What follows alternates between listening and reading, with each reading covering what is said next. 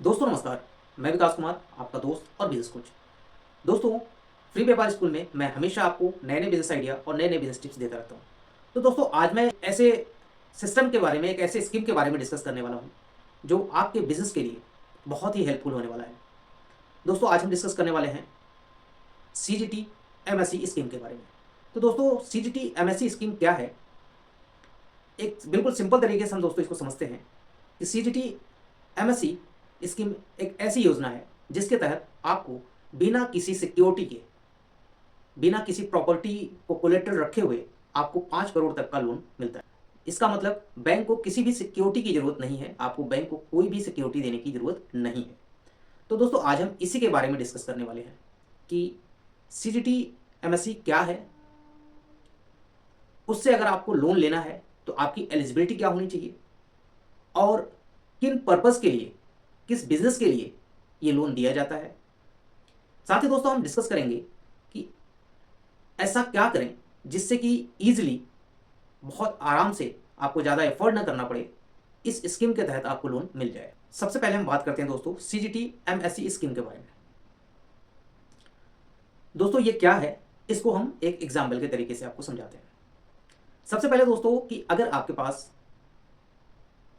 पैसा है, आपके पास प्रॉपर्टी है, आपके पास ऑलरेडी रनिंग बिजनेस है, तो इस केस में कोई भी बैंक, वो चाहे गवर्नमेंट बैंक हो या प्राइवेट बैंक हो, ईजिली लोन दे देती है। बट अगर दोस्तों आपके पास कोई भी ऐसी प्रॉपर्टी नहीं है, बट आपके अंदर ये है कि आप बिजनेस कर सकते हैं, आपके पास एक अच्छा बिजनेस आइडिया है, आपके पास हार्ड वर्क है कि आप बिजनेस कर सकते हैं, अगर आपके पास प्रॉपर्टी नहीं है बैंक को गिरवी रखने के लिए या फिर कुछ सिक्योरिटी के तौर पे देने के लिए, मतलब कोलेटरल के लिए, अगर आपके पास कोई भी प्रॉपर्टी नहीं है, तो इस केस में दोस्तों आप ये मान के चलिए कि आपको लोन नहीं मिलेगा। क्योंकि ऐसा ही कोई होता है, 1% लोगों को ही, 1% से कम लोगों को ही लोन मिल पाता है इस केस में, जिसे अनसिक्योर लोन भी बोलते हैं। तो दोस्तों, ऐसे ही सिनेरियो को देखते हुए गवर्नमेंट ऑफ इंडिया ने और MSME ने ये एक इंस्टीट्यूशन बनाया, एक संस्था बनाई, CGS, क्रेडिट गारंटी स्कीम। दोस्तों, ये उन्होंने बना तो दिया, बट अब बात थी कि इसको इम्प्लीमेंट कैसे करें। जो माइक्रो एंड स्मॉल एंटरप्रेनर हैं, उनके पास कैसे पहुंचा जाए, उनको कैसे लोन दिया जाए, ये सबसे बड़ी प्रॉब्लम क्रिएट हो रही थी। तो दोस्तों, गवर्नमेंट ऑफ इंडिया ने सिडबी के साथ टाई अप किया कि इस ऑपरेशन को, इसको कैसे एग्जीक्यूशन किया जाए, आप इसको संभालें। तो दोस्तों, वहां पे जो इंस्टीट्यूशन बना, वहां पे बना credit guarantee fund trust for micro and small enterprises, मतलब छोटे और मझोले उद्यमियों के लिए एक यहाँ पे इंस्टीट्यूशन बन गया। इसी का नाम दोस्तों जो दिया गया वो है CGT MSc scheme. CGT MSc करता क्या है दोस्तों, इस चीज को आप सबसे पहले समझें। CGT MSc कुछ भी नहीं करता दोस्तों, बस एक ये गारंटी देता है किसको, बैंक्स को, कि आप जितने भी माइक्रो एंड स्मॉल एंटरप्रेन्योर हैं, वो बिजनेस करना चाहते हैं, तो उनको आप लोन दीजिए। अगर किसी भी केस में, अगर बाय डिफॉल्ट वो पे नहीं कर पाते हैं या फिर उनका बिजनेस फ्लॉप हो जाता है, कोई भी ऐसी सिचुएशन कि जो बारोवर है, जिसने लोन लिया है, अगर वो लोन पे नहीं कर पाएगा, तो CGT MSc आपके पास है, यहाँ से गवर्नमेंट ऑफ इंडिया के द्वारा ये पैसे आपको दे दिए जाएंगे। तो यहाँ पे दोस्तों कॉन्फिडेंस में लिया गया बैंक को। जब बैंक कॉन्फिडेंस में आ जाते हैं तो वो लोन देना भी शुरू कर देते हैं। बट दोस्तों, यहाँ पे एक कंडीशन है। कंडीशन क्या है, इसको हम समझ। जो CGT MSc है दोस्तों, वो 100% गारंटी नहीं लेता है। अब आप भी सोच रहे होंगे कि ये क्या बात हुई कि 100% गारंटी नहीं लेता है, और क्यों नहीं लेता है, इसके पीछे के भी हम रीजन बताते हैं।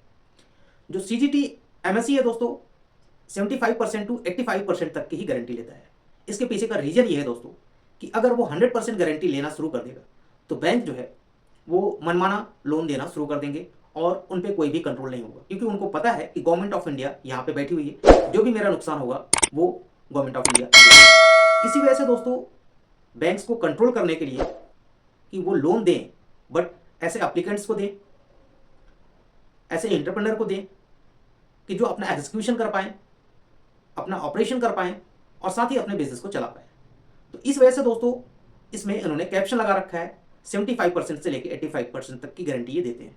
फिर भी दोस्तों ये बहुत बड़ी बात है कि अगर इतना आपको गारंटी मिलती है तो बैंक भी फ्री हो जाते हैं कि आराम से लोन को दे सकते हैं। दोस्तों हम बात करते हैं कि सीजीटी एमएससी कितने परसेंट तक की गारंटी लेता है। दोस्तों इसमें जो सीजीटी एमएससी है, अगर कोई 5 लाख तक का लोन लेता है तो उस पर दोस्तों सीजीटी एमएससी 85% तक की गारंटी लेता है, और 5 लाख के ऊपर 5 करोड़ के बीच में अगर कोई लोन लेता है तो इस केस में 75% की गारंटी सीजीटी एमएससी लेता है। बट दोस्तों कुछ क्राइटेरिया और हैं जिनके लिए स्पेशल फैसिलिटीज दी गई हैं कि वो उनको कुछ स्पेशल बेनिफिट्स दिए गए हैं जिसकी वजह से उनको 10% एक्स्ट्रा बेनिफिट दिया जाता है। जो दोस्तों मैंने बात किया कि 10% एक्स्ट्रा दिया जाता है, उनमें दोस्तों वुमेन्स हैं। अगर वुमेन कोई बिजनेस कर रही हैं, कोई भी बिजनेस करना चाहती हैं, तो उसमें उनको फ्लैट 85% तक का गवर्नमेंट की तरफ से गारंटी दिया जाता है। मतलब दोस्तों कि वुमेन्स को बिजनेस के लिए बढ़ावा देने के लिए ये सिस्टम लाया गया है। दोस्तों अगर कोई SC ST एंटरप्रेन्योर है, कोई SC और ST कम्युनिटी से, SC और ST कैटेगरी से बिलोंग करता है, तो इस केस में भी उनको 85% का सिक्योरिटी दिया जाता है, गारंटी दिया जाता है। जो तीसरा है दोस्तों जेट सर्टिफाइड एमएस, मतलब कि कुछ ऐसे मैन्युफैक्चरिंग यूनिट्स होते हैं जिनका 0 इफेक्ट और 0 डिफेक्ट होता है। मतलब कि उनका जो प्रोडक्ट होता है उससे जो हमारा इन्वायरमेंट होता है उस पर कोई भी इफेक्ट नहीं पड़ता है। जो भी जेट सर्टिफाइड होते हैं उनको 85% तक का सिक्योरिटी गारंटी गवर्नमेंट की तरफ से दिया जाता है। साथ ही दोस्तों अगर कोई पर्सन विथ डिसेबिलिटी है तो इस केस में भी दोस्तों उनको 85% तक का गारंटी दिया जाता है। तो दोस्तों जो डिस्ट्रिक्ट होते हैं एस्पायरेशन डिस्ट्रिक्ट्स, एस्पायरेशन डिस्ट्रिक्ट्स क्या होते हैं दोस्तों? एस्पायरेशन डिस्ट्रिक्ट्स वो डिस्ट्रिक्ट होते हैं कुछ जो बहुत पिछड़े डिस्ट्रिक्ट्स होते हैं किसी स्टेट में, वहां के लोगों को वहीं पे रोजगार दिया जाए, वहीं पे वो अपना बिजनेस सेटअप कर पाए। ऐसे डिस्ट्रिक्ट्स में भी जो भी एप्लीकेंट होते हैं दोस्तों उनको 85% तक का गारंटी दिया जाता है। अब हम बात करते हैं दोस्तों आने वाले टाइम पे जो भी एंटरप्राइजेस, जो भी बिजनेस स्टार्ट किया जाएगा अग्निवीर के द्वारा, जो हमारे मिलिट्री में अग्निवीर हैं, आफ्टर रिटायरमेंट अगर वो कोई बिजनेस करना चाहते हैं तो उनके लिए गवर्नमेंट ने 1 अप्रैल 2023 से इसमें कुछ बदलाव किया है कि उनको भी 85% तक का गारंटी दिया जाए। अब दोस्तों इस चीज़ को आप समझें कि अगर कोई 1 करोड़ रुपए का लोन ले रहा है और उसमें 75% मतलब 75 लाख रुपीस की गारंटी गवर्नमेंट दे रही है कि अगर इन केस जो एप्लीकेंट है, जो बोरोवर है, अगर वो लोन पे नहीं कर पाता है तो 75 लाख रुपए की गारंटी गवर्नमेंट लेती है कि आप इनको लोन दीजिए, वो बिजनेस करें। अगर वो सक्सेस होते हैं तो ठीक है, और नहीं होते हैं तो 75 लाख रुपीस आप गवर्नमेंट ऑफ इंडिया से ले लें। तो इस केस में दोस्तों बैंक को भी थोड़ा सा भी हेजिटेशन नहीं होता है लोन देने में। तो ये एक सबसे बड़ा रीजन है कि इसमें बैंक को गारंटी मिलती है और बैंक आराम से लोन देने को तैयार हो जाता है। तो हम देखते हैं कि दोस्तों सीजीटी एमएससी लोन के लिए एलिजिबल कौन होता है। एलिजिबिलिटी को देखा जाए तो दोस्तों इसमें 2 पैरामीटर्स हैं। इसमें 2 पैरामीटर्स ये हैं, माइक्रो और स्मॉल, 2 ही बिजनेस के लिए इसमें लोन दिया जाता है। तो कौन माइक्रो है और कौन स्मॉल है, इस चीज़ को समझते हैं। तो दोस्तों माइक्रो और स्मॉल ये डिपेंड करता है वहाँ पे क्या क्या मशीनरीज लगी हुई हैं और उनका टर्नओवर क्या है। अगर दोस्तों कोई प्लांट है, वहाँ पे अप्रॉक्स 1 करोड़ तक का इन्वेस्टमेंट हुआ है, वहाँ पे मशीनरी लगी हुई है, तो इस केस में दोस्तों वो माइक्रो में आएंगे। और अगर उनको दोस्तों जो टर्नओवर है, एनुअल टर्नओवर है, वो 5 करोड़ से कम होता है। अब स्मॉल की कंडीशन की बात करें तो दोस्तों अगर उनका इन्वेस्टमेंट जो मशीनरी और इक्विपमेंट्स पे है वो अगर 10 करोड़ से कम का है तो इस केस में वो स्मॉल में आएंगे। और अगर उनका एनुअल टर्नओवर है 50 करोड़ से कम का है तो वो स्मॉल में आएंगे। तो मतलब दोस्तों एक सिंपल सा कह सकते हैं कि अगर 1 करोड़ की मशीनरी है और 5 करोड़ का उनका टर्नओवर है तो वो माइक्रो में आएंगे। और अगर उनका 10 करोड़ से कम की मशीन लगी हुई है और 50 करोड़ से कम का उनका टर्नओवर है तो वो स्मॉल में आएंगे। दोस्तों समझते हैं कि पर्पस क्या होता है, किनको किनको ये लोन दिया जाता है, किस पर्पस से जो भी लोन दिया जाता है, तो किस पर्पस से लोन दिया जाता है। तो सबसे पहला जो दोस्तों होता है वो टर्म लोन। अब टर्म लोन क्या होता है इसको हम समझते हैं। दोस्तों जैसे अगर कोई बिजनेसमैन है वो अपना बिजनेस स्टार्ट कर रहा है, कोई मैन्युफैक्चरिंग यूनिट डाल रहा है, तो सबसे पहले वो अपने लैंड का अरेंजमेंट करेगा। फिर वहाँ पे जो भी कंस्ट्रक्शन होगा उनको कराएंगे। कंस्ट्रक्शन कराने के बाद दोस्तों जो वहाँ पे उस प्लांट में मशीनरीज लगेंगी उनको सेटअप कराएंगे। तो इसके लिए जो भी पैसे होंगे दोस्तों वो कहलाते हैं टर्म लोन में। अब दोस्तों आप भी समझते हैं कि अगर उन्होंने अपना प्लांट कंस्ट्रक्शन करवा लिया, मशीनरी सेटअप कर दी, बिल्कुल ऑपरेशन की कंडीशन में आ गया है, तो दोस्तों अब उसको चलाने के लिए भी कुछ रॉ मटेरियल होगा, इलेक्ट्रिसिटी होगी, मैन पावर होगा, उनका भी कुछ एक्सपेंसेस होंगे मंथली। तो यहाँ पे जो पैसे लगते हैं दोस्तों उसको बोलते हैं वर्किंग कैपिटल। तो दोस्तों दो कंडीशन में सीजीटी एमएससी जो है वो लोन देता है, एक आपका टर्म लोन के लिए और दूसरा वर्किंग कैपिटल के लिए। और दोस्तों यहाँ पे दोस्तों एक क्वेश्चन और आता है कि जिसका ऑलरेडी बिजनेस सेटअप है, प्लांट रनिंग में है, अगर वो अपना बिजनेस एक्सपेंड करना चाहता है तो क्या उसको वर्किंग कैपिटल मिल सकता है? जी हाँ दोस्तों, ऐसी कंडीशन में अगर कोई बिजनेसमैन है जिसका प्लांट रनिंग में है, ऑपरेशन चल रहा है, वो अपने बिजनेस को और एक्सपेंड करना चाहता है, तो इस केस में दोस्तों सीजीटी एमएससी के थ्रू 5 करोड़ तक का वो लोन ले सकता है वर्किंग कैपिटल के लिए भी। और जो दोस्तों वर्किंग कैपिटल होता है वो होता है सीसी के फॉर्म में, कैश क्रेडिट के लिए। मतलब आपको एक क्रेडिट लिमिट दे दिया जाता है इसमें कि आपका सपोज दैट 5 करोड़ का आपने लोन लिया, तो उसमें आपको कुछ 4 करोड़ की क्रेडिट दे दी जाएगी कि आप अपना बिजनेस करते रहें और जितने पैसे की जरूरत हो आप उतना लें यहाँ से, और इसके बाद जो भी आपका टर्नओवर हो, रनिंग हो, उसको आप सीसी में डालते रहिए। तो ये होता है दोस्तों वर्किंग कैपिटल सीसी अकाउंट के लिए। अब देखते हैं दोस्तों कौन कौन इसको अप्लाई कर सकता है। ठीक है, तो जो सबसे पहला आता है वो दोस्तों होता है ग्रीनफील्ड प्रोजेक्ट। ग्रीनफील्ड प्रोजेक्ट को दोस्तों कह सकते हैं न्यू एंटरप्रेन्योर। दोस्तों सबसे ज़्यादा रिस्क इसी में होता है, क्योंकि जो नया बिजनेसमैन होता है, जो नया अपना बिजनेस सेटअप करता है, उसको कुछ एक्सपीरियंस की भी कमी होती है और बिजनेस को कैसे रन किया जाए उसको आइडिया नहीं होता है। तो इस केस में दोस्तों सबसे ज़्यादा जो रिस्क होता है ग्रीनफील्ड प्रोजेक्ट में ही होता है, मतलब न्यू एंटरप्रेन्योर में ही होता है। और इसके लिए दोस्तों कई सारी ट्रेनिंग्स भी प्रोवाइड की जाती हैं, कई सारी कंपनीज हैं। जब आप ये लोन लेने के लिए प्रिपेयर होंगे, अगर आप ग्रीन फील्ड से हैं, न्यू एंटरप्रेन्योर हैं, तो कई सारे इंस्टीट्यूशंस हैं गवर्नमेंट के ही जो इंडस्ट्रियल ट्रेनिंग प्रोग्राम चलाते हैं।